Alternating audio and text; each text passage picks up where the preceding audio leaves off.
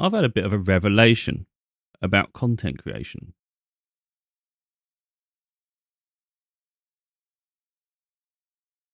I like what I do.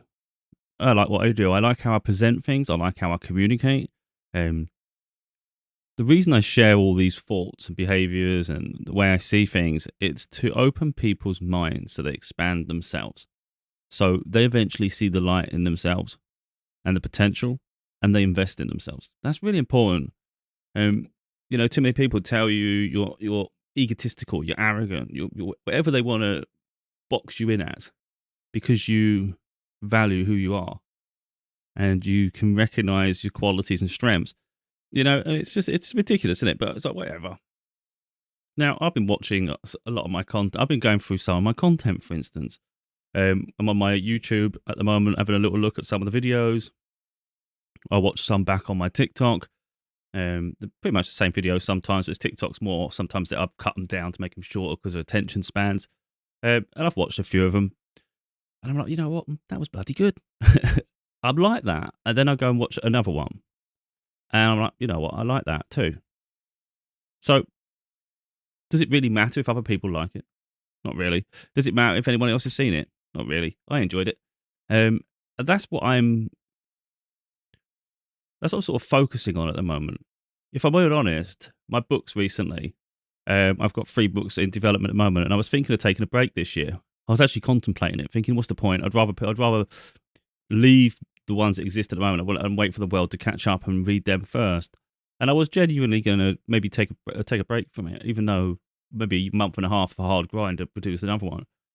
But it seems a waste to have, I think, things not completed just because the world hasn't caught up or you're not getting what you consider the attention you deserve or reactions. So yeah, I'm just doing what I want to do, and if I feel called to do something or I feel proud to do something, I think it's just about getting on with it. So yeah, I will release the next book this year, even though I was thinking of not.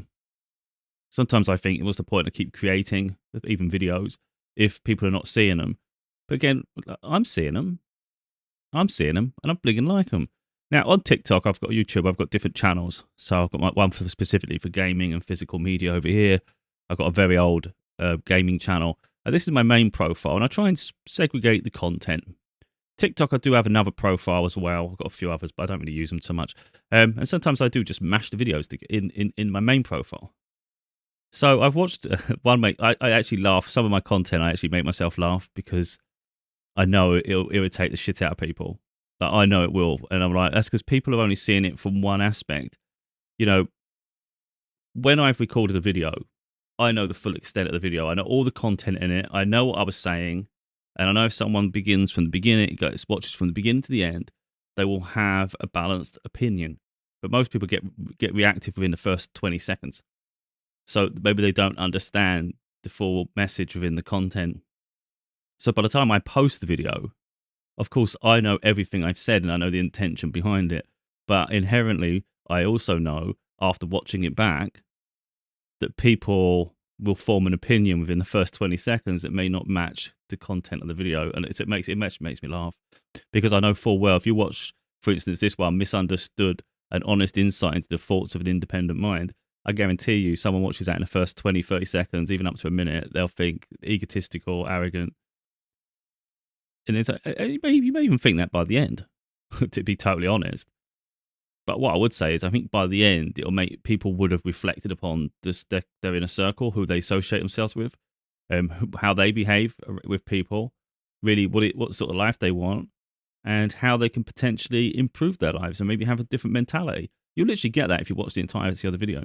But yeah, with the first minute or so, you won't even be focused on any of that. You'll just be looking, judging me. So yeah, when I watch it, I always laugh because I know the reactions it can get. But then, like, by extension, like, completely different content.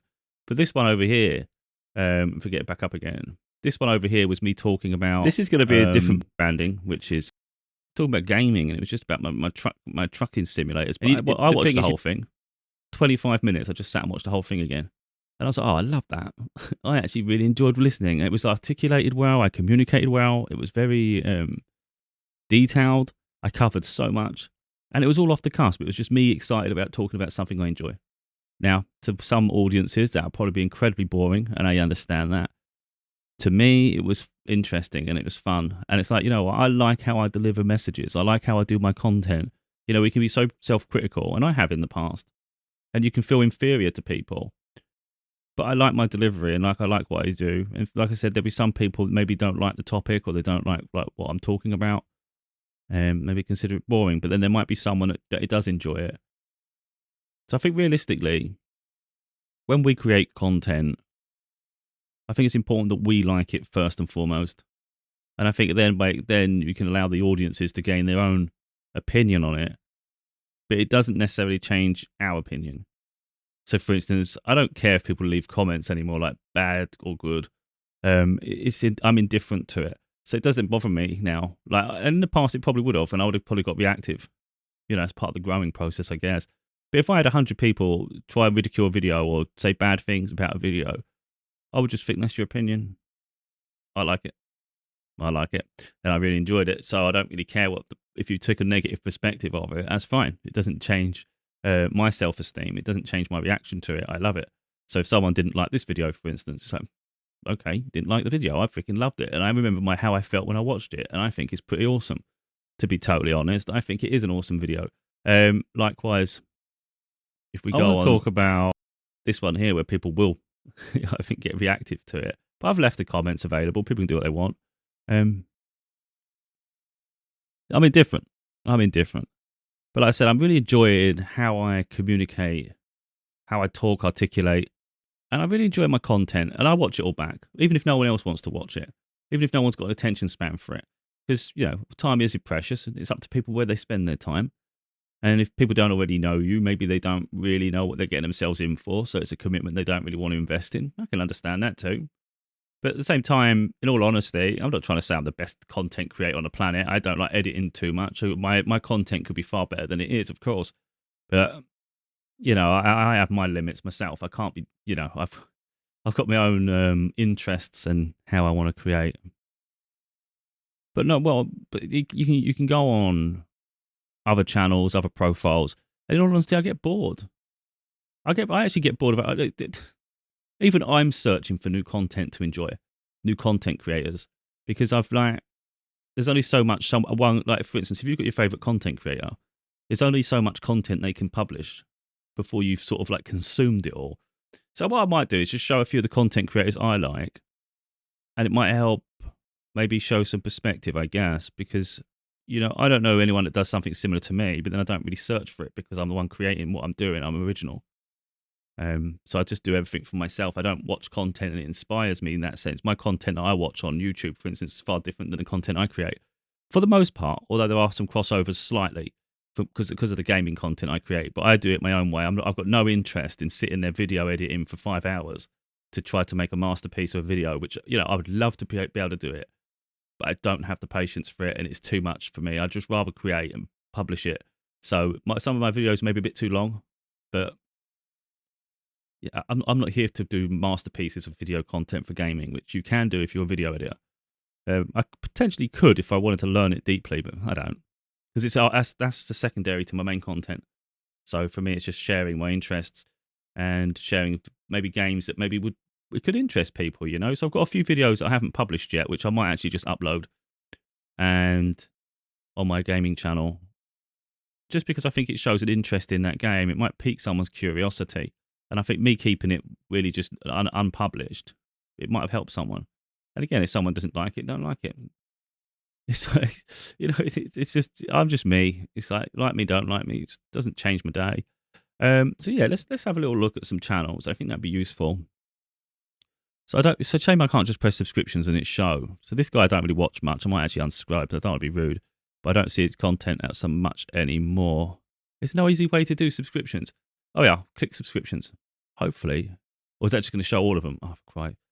Okay, this isn't helpful at all. I wish it would just show it in a list of content creators.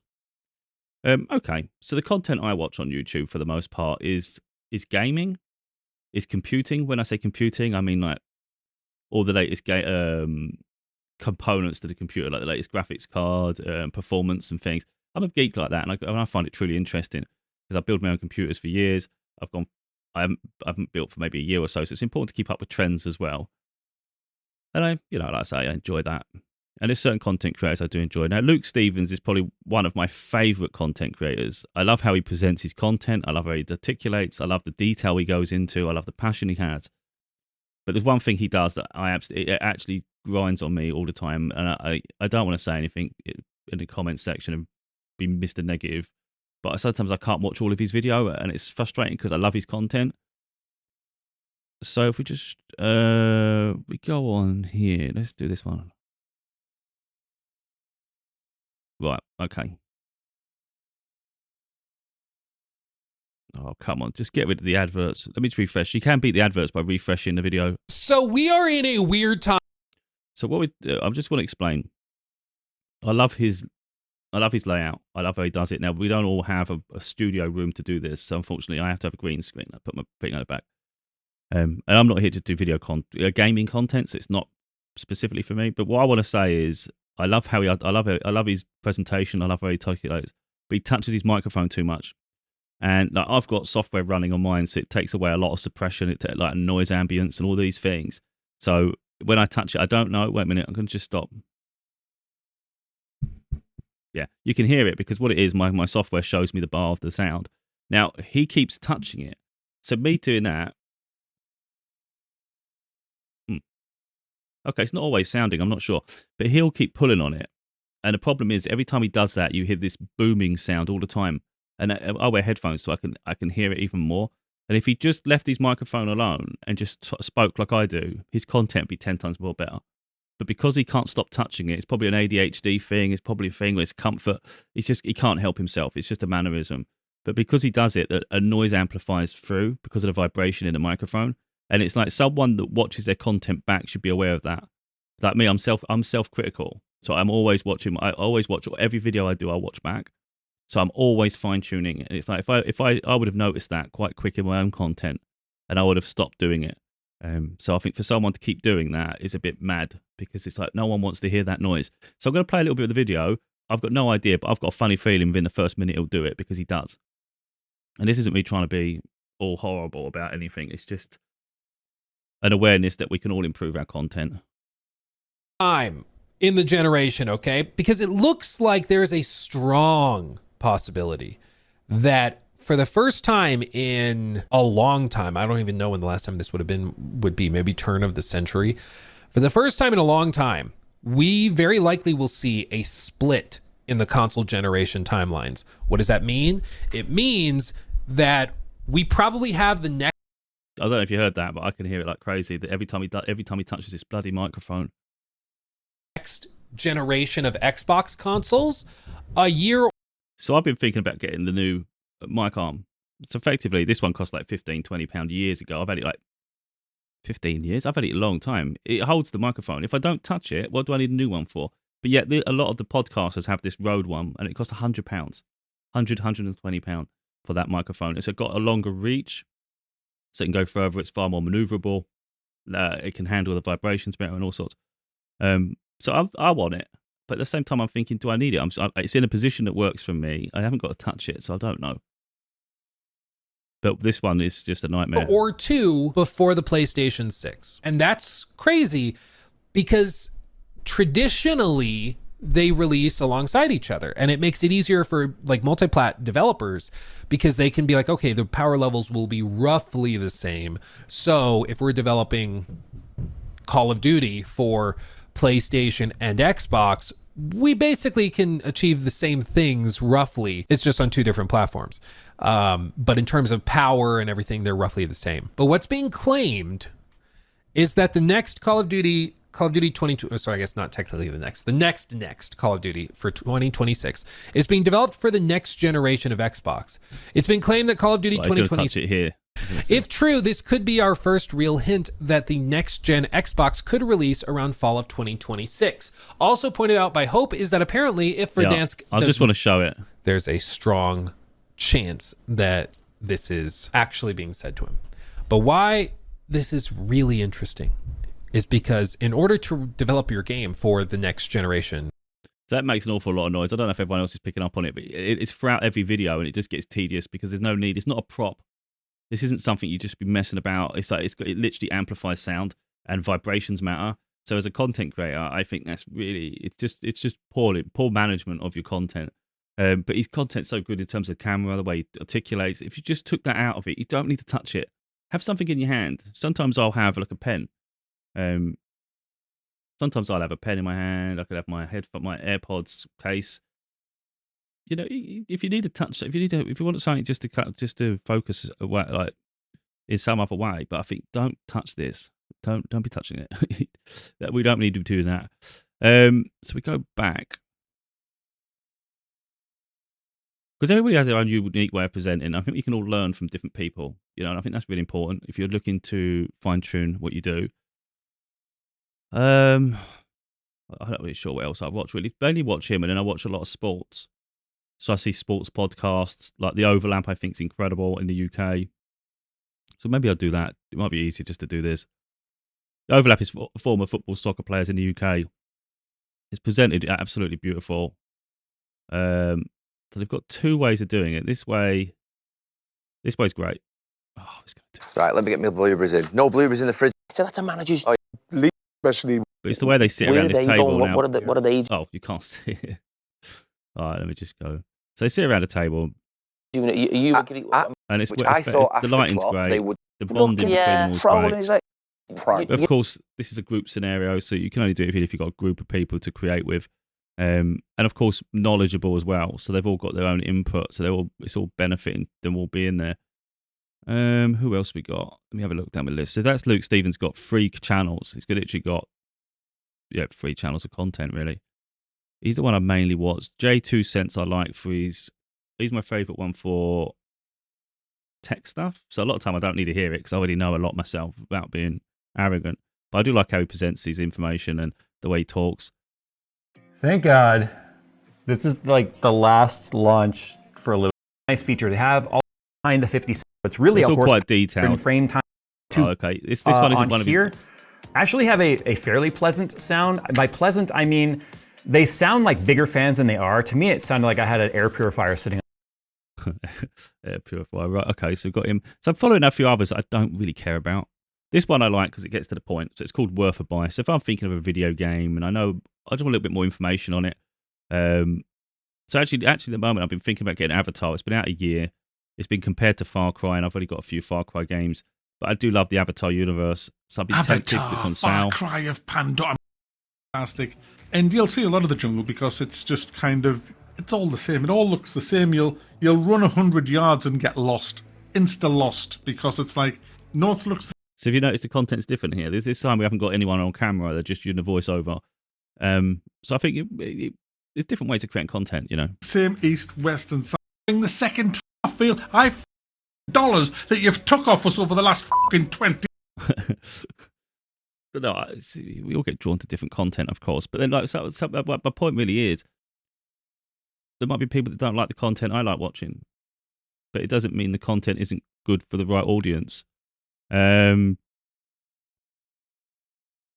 I don't watch everything all the time, or these other channels I'm following. I don't know why. Some of them you don't really know why you're following, but they're the main ones I watch. Is sport and a few main ones I like watching of gaming content, really. But I think what it is a unique presentation to everybody's content, you know, and how they articulate, how they communicate and things. But I've always said that I think the most important thing isn't necessarily the video; it's the audio. Because as you saw there, someone was recording a video game and they were talking and they were just doing a voiceover. So in that sense, they don't even need a webcam. So their setup's cheaper, but it's really important the audio and the sound quality is good enough. I think personally, so invest in a good microphone, but don't keep touching the damn thing. Don't keep doing this. I don't think that's coming up because I've got, or at least get the right suppression on your software, you know, to negate that. But like I say, you know, I'm reaching the point where I don't really care. Someone might sit there and think, "Oh, you've only got 1 like, or you ain't got any likes on that video, and you've had enough views for people to like it." Well, it's not my point. It's not my. I can't make people engage. I can't make people want like content. You know, I can't. You know, the thing is, I think too many people put too much emphasis on other people's reaction as to whether something's good. So if 100 people say it's bad, then it's rubbish. It's like, no, that's just their opinion. That's just their opinion. I like what I did. You know, I've done a lot of videos. It says here 425 videos on my main sort of YouTube account. Oh, I don't know if you're going to see it there. 425 videos. I'm always creating content, but I actually like it. Even if I was to go here now and go on my gaming, this was a year ago, Total War Pharaoh Ultra Wide. I don't even know what it is. I haven't watched it in years. I haven't watched it in Extra protection. Oh, yeah. So I usually put the So obviously I had the microphone sensitivity too high. archers at the front, but they seem to just, instead of shooting, they just seem to run into the people, which is even worse. But it's fine-tuning things, you know. We will experiment. You might try that, then you try a different way of presenting yourself. The microphone, of course, the settings. Oh, that was my old microphone as well. That was my older one. So eventually I upgraded this for my audiobooks. And by extension, it helps with video content. So the microphone's hugely important because listen to the crackling in that one. So what I want to do is get my infantry there. All right, well, that's not going to work. So if I didn't have them Magi units, it wouldn't. So then it goes. So to certain people, my content, some of the videos that you'd consider boring, and I get it, but I'm not prepared to be anything other than myself. I'm not going to exaggerate anything. I'm not going to act any different than I am. But to anyone interested in a particular game, me talking about it or showcasing it, I think could be helpful, which is why I create the content I do. And me talking on certain topics that maybe some people don't want to hear or, you know, they try and be ignorant to. So that's fine. But there might be a day when you want to hear it. And even if it's not okay for you, it might be okay for someone else. So yeah, I'm just going to keep creating because I enjoy creating. And it's irrelevant, really, or irrespective of people's reaction to it or opinions, really. It's like I do it because I enjoy doing it. I think that's just a really important place to be. So if anything now, because I was going to slow down content creation, to be totally honest, because I do get annoyed sometimes. There's not enough growth. But now I'm realizing, what is it you actually want to do, and do you enjoy doing it? And for everything I enjoy doing, I'm going to amplify. And it doesn't matter if people like, engaged, or what. It's just that I do it because I like to do it. So I'll probably do some more gaming content. And again, how people receive it, I don't care. I'm not here to be an editor. I'll just create what I like to create. There's a few games I want to talk about. Some I'm good at. Some maybe I'm just entering for the first time and I'm not got no clue. And I think that might be an interesting video anyway. Me going, I don't even know what we're doing here. And it can make you look stupid, but who cares? I'll continue doing the videos I do where it's talking about life in general and trying to uplift people and maybe show different perspectives on things. And hopefully just show people that just create content because you love it. Do what you enjoy doing. It doesn't matter about an audience. It really doesn't. I think we can lose sight of reality in that sense. You might think, 20 people is not enough, but if you had 20 people in a room, that's impressive, isn't it? So I think we just got to stop looking at numbers now, whether it's 10 people, whether it's 30 people, whether it's 1,000, whether it's 1,000,000. Effectively, it's just you and the camera. If you're doing video content creation, for instance, you, your camera and your microphone, it doesn't matter how many people on the other side watching it. It really doesn't. It's like, just do it because you love it. Or you've got something to say. And that's how I'll be going forward, irrelevant of people's reactions now. I just don't care. If there's negative comments everywhere, it's just a projection from people of their negativity, isn't it? It's like if you've got nothing nice to say, don't say anything. And it's like some people have to, though, so let them vent. It's like, fine. Yeah, so anyway, I just thought I'd do that, really, because I was about to do a gaming video I was thinking of doing, only because there's a game I absolutely can't play. And I was thinking I might have a go at it. I've just installed it. I've had it for a long time. Hearts of Iron 4. It's a strategy game based on like a war, but it's not. It's so basic in its premise. If we was to go on the store page just briefly, I might be able to get an image up just quickly. Is it not going any bigger than that? View full size in browser. Okay, that's the best we're going to get. So effectively, you've got the world map, and it zooms in and zooms out. Paradox Interactive, they do very detailed games that can be really overcomplicated and very mind-numbing a little bit. It can actually drive you mad because it's too much information and not really enough understanding of what any of it is. So it can get a bit mental. And you've got different time periods, I'm pretty sure. There's an awful lot of content, DLC, we have to pay for that I'm not investing in. But it's just understanding all the stats, all the information. But effectively, you're trying to really build an empire, really, and send your military to war, upgrade, and all sorts of stuff. And it's an interesting game that's complicated as hell, and I've never understood it. And other people who do play it, they'd probably think you're stupid because you don't. But it's like, it's one of those where I think you'd have to put about 10 hours in before you even understand what you're doing. Maybe a lot of trial and error. I do love their other games. One of the videos I stated before that I might release that I already did was, what was it? Let me just find my library so I can figure out what the video was. It's, under playing now, maybe? Why is it not under my playing now section? Historical, it'd be under historical for sure. Yeah. Crusader Kings 3. I did a video on that. And I didn't realize it was more, I thought it was, it could be complicated, but it's only as complicated as you make it. So it's really, you're literally a character, and it's almost like a story, really. Your actions have consequences, and it's important that you build your nobility up, so you think, for instance, you have an heir, because if you die in the game, for instance, through age, through health issues, because you could have a plague, through combat, all sorts of reasons.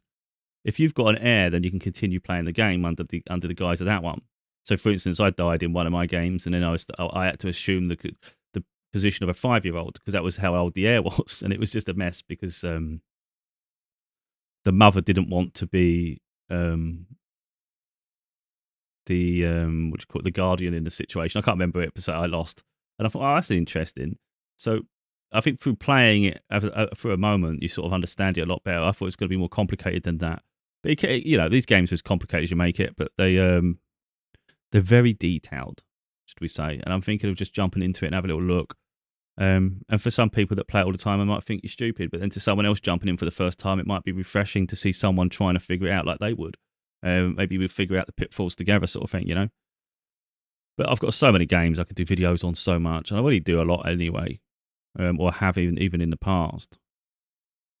So if we look at my top games at the moment, like playing now, most recent games, I've done videos recently for Euro Truck, for F1, American Truck.